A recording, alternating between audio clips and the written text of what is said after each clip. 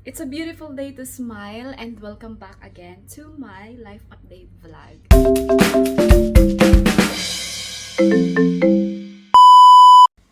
For today's video guys, sasagutin ko isa sa mga katanungan bakit kailangan kong mag-repeat medical examination. So dahil po ay natutuwan po ako after ng interview ko. Ayan. So proof of domicile, kailangan lang ng letter of intent. Ayan. Tapos we submit the documents na kailangan ng officer na hinihingi nila. So, sinubmit namin December 15 last year. Tapos, I got another 221G. That was December 23 last year. December 17, pero na-receive ko yung passport ko around December after Christmas na. Ay, no. December 23, before Christmas.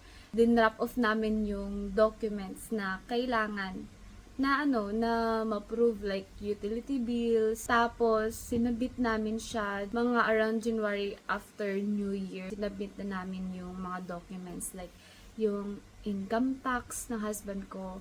Lahat na meron ako na hindi, during interview, hindi hiningi na consul sa akin. So, ayun, sinabit namin lahat. Tapos, nag-additional kami ng mga utility bills niya sa USA.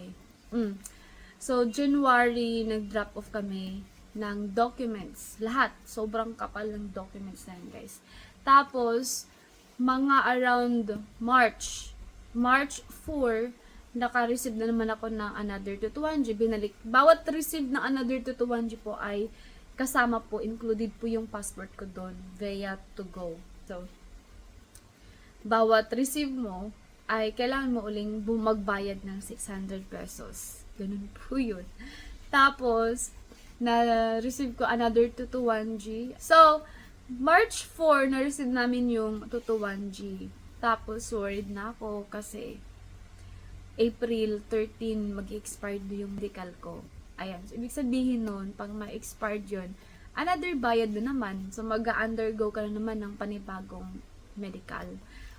Sabi ng husband ko, okay lang naman sa kanya na mag-repeat medical exam ako. Kaya, ayun yung dahilan kung bakit kailangan kong mag-repeat medical examination. Kasi nga, naabutan na kami ng expiration date. Tapos, pero bago ka makapag-repeat, guys, kailangan mong hintayin yung another 221G na isisend sa'yo ni embassy na pwede ka nang mag-repeat medical exam. Kasi ayun yung hahanapin ni St. Luke's. Bago ka din makapag-book ng appointment for repeat medical examination, i-approve din yun ni embassy. Once na ma-approve din ni embassy, ayun na yung time na pwede ka nang magbayad. Pwede ka nang magpa-schedule ng appointment. Ayon po ang dahilan kung bakit kailangan kong mag-repeat medical exam. So, thank you guys for watching this video. I hope na nakakuha kayo ng idea at nasagot ko yung tanong ni ma'am doon sa may isa kong social media na pinag-postan ko ng videos before. Ayan, so, ayun guys,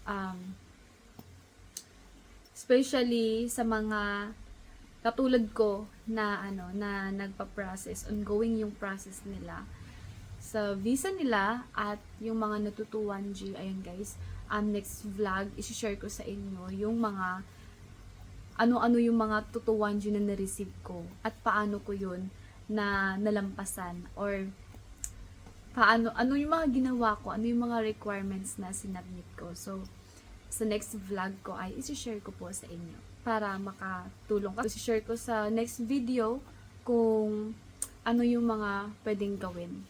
Thank you for watching and I hope to see you on my next life update.